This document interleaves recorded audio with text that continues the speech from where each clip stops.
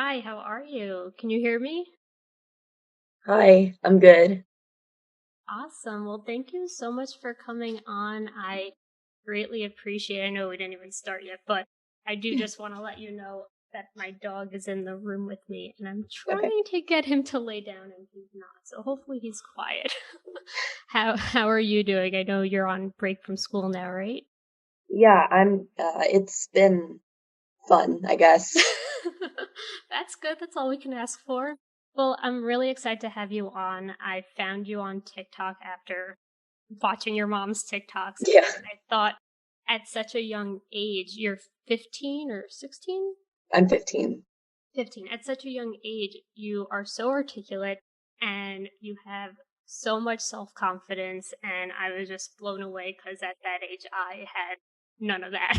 So that's really amazing. And I thought, I'm trying to create this podcast not only for adults, but for young adults and kids to really understand this ridiculously crazy world that we live in, and for someone to be so young and have such an amazing self awareness, I thought that, not only could you help adults, but also people your age or younger who don't quite know who they are. I mean, I'm going to be 30 next month and I still don't know who I am. So you are incredible. And I kind Thank of, you. of course, I kind of wanted to know. I saw on your TikTok that you wrote at 9 years old. You kind of knew that you were trans and that you were able to understand who you were, and that you weren't living to be your truest self identity. And I know there were negative comments saying that isn't possible. However, I think it's kind of amazing and lucky to know at such a young age that you weren't living your true self. So I'm just curious, what helped you understand that you weren't living to be who you were? So I think the first kind of indicator for me was when there was one day I was like scrolling on YouTube and I found a video in my recommended by a transgender YouTuber.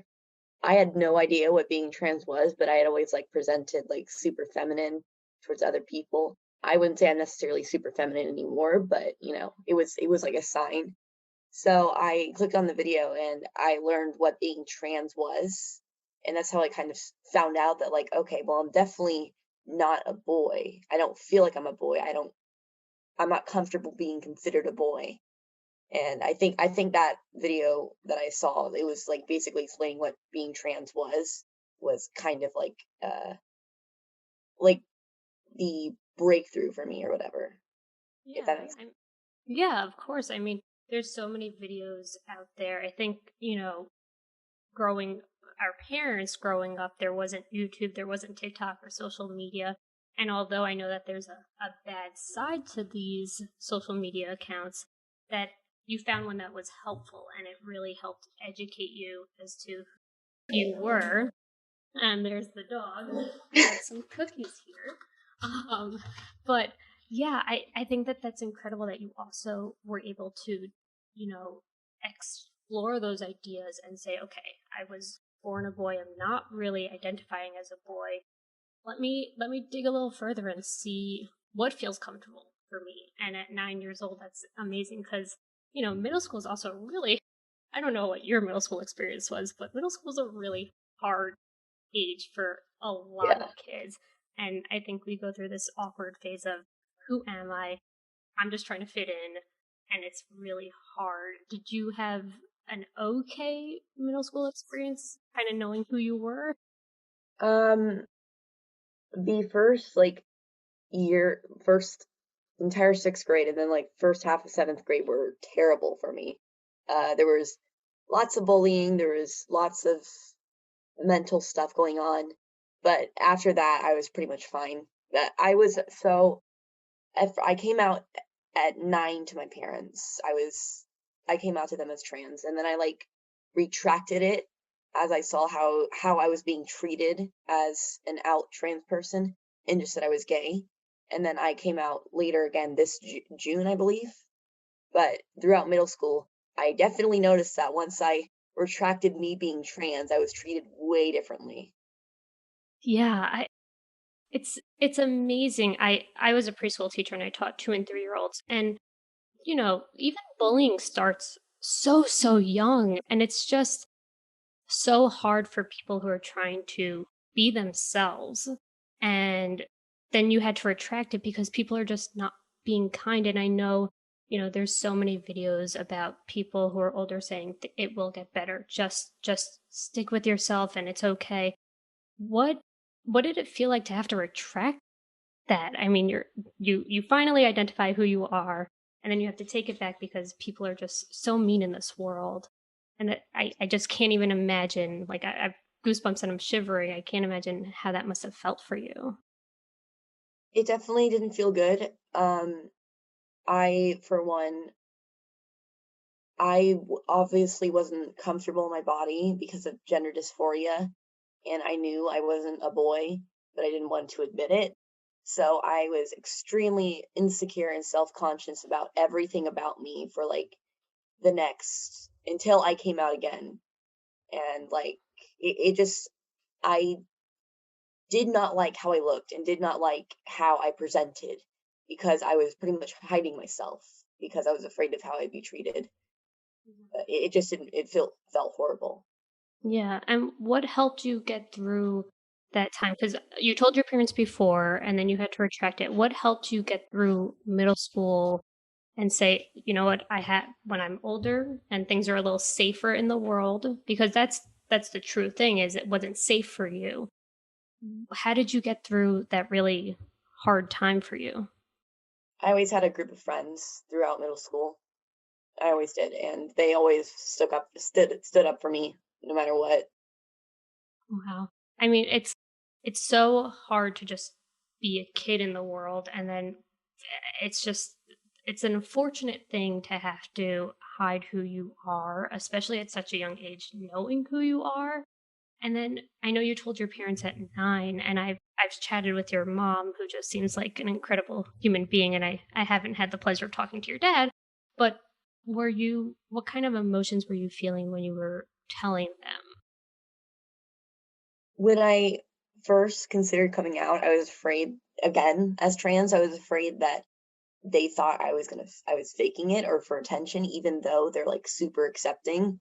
It was just like overthinking everything that could possibly happen.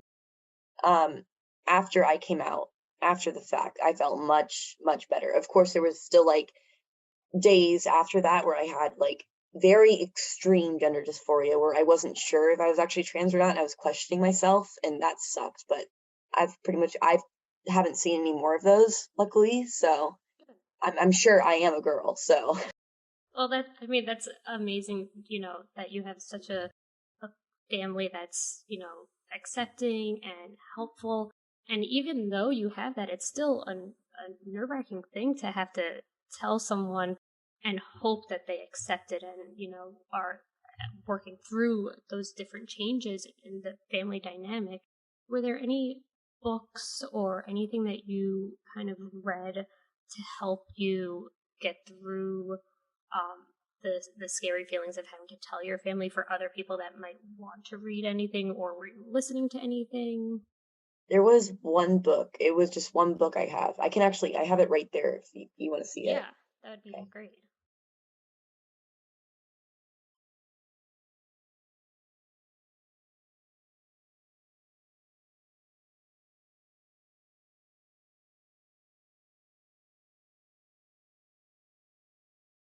It's this one. This book is Gay by Juno Dawson. All right, I'll Yep. have to check it out. I mean, it looks like a good book. Yeah, Awesome. it's like pretty much everything about the LGBTQ community and also has tips about coming out and like it's just like basically a guide or whatever. Good. Well, I mean, it's really helpful that also there are books now, there are podcasts, there are videos, there's so many more helpful tools for people that I don't think were there again when our parents were younger. So that's that's great. And I've seen you on TikTok. You're really articulate. You got a lot of self-confidence. I mean, you're incredible for a young adult. I'm just like blown Thank away you. by you. And how how did you become such an advocate? Because going on TikTok, I'm still like a little hesitant to go on TikTok and social media and like talk to people. And how did you become such an advocate? I mean, people are listening to you, they're following you, and they're most people are respecting your space. Well, it started with quarantine. So I had always been very left leaning in politics and stuff, mostly because my parents were, and I just tended to go along with whatever they said. But as I saw more of what was happening, I started developing my own views, and they were still left leaning. And I saw that COVID was being handled terribly. So obviously, because of that and other stuff that was happening, I became very, very, very, very political, and I had a lot of stuff on my mind that I wanted to talk about, and it almost always had to do with politics. And I think it was the main thing that made me wanted to start actually talking about stuff on TikTok was after I think there was a point in it may have been in like November of 2020 when the Trump administration announced they announced basically that gonna they're trying to take a stance against gay people being able to adopt kids. And at the time I was gay, not out as trans. So I that like infuriated me. And they in throughout 2020 they kept doing stuff like that. And like but Trump kept saying he supports LGBTQ. So my first video on TikTok was about that, and it didn't get like any views. And I noticed that TikTok had, because I put my age in as 13, they had my common stitches and duets off. So I made a new account and uploaded it there, and it started getting more views. And then I went viral on February 14th, 2021.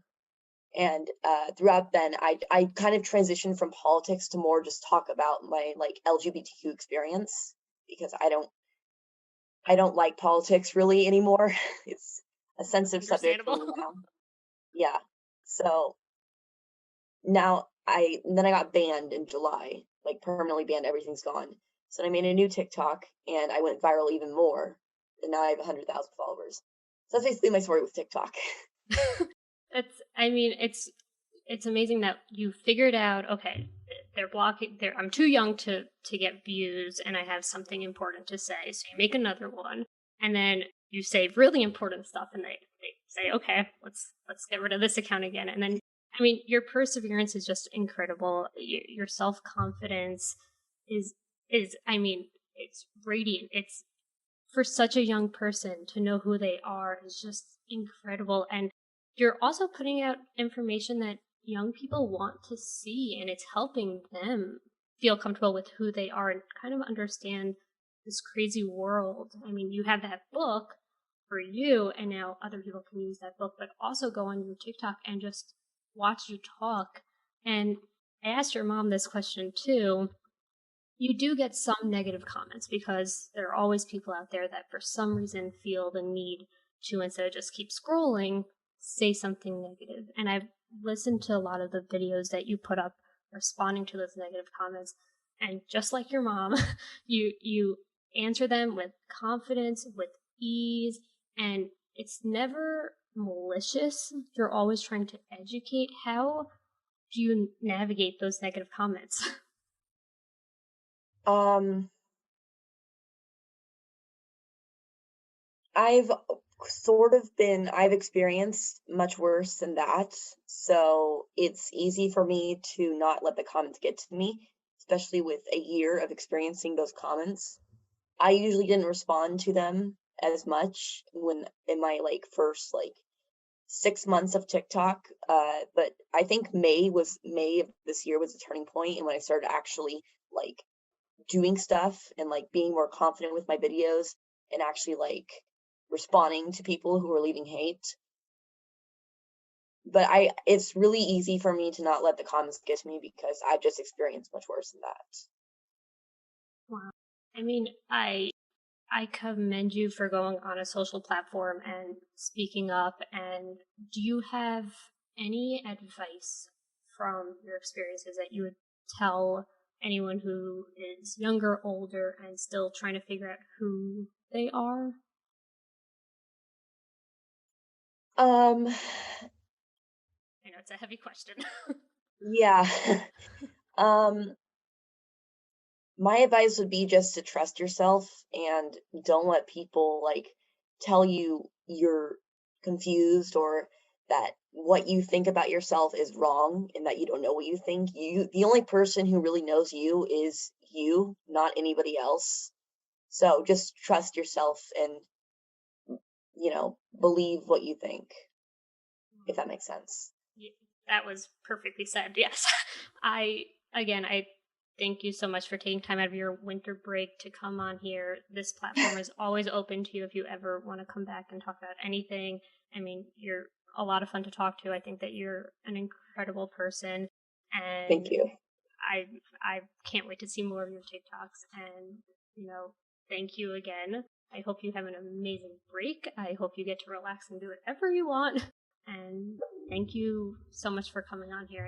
I think that everything that you said is just amazing, and it's going to help so many people. Thank you. All right. Well, have a great day. Say hi to your family. And if you guys ever come to New York, I hope I get to see you guys. Okay. Have a good day. Thank you. You too. Bye. Bye.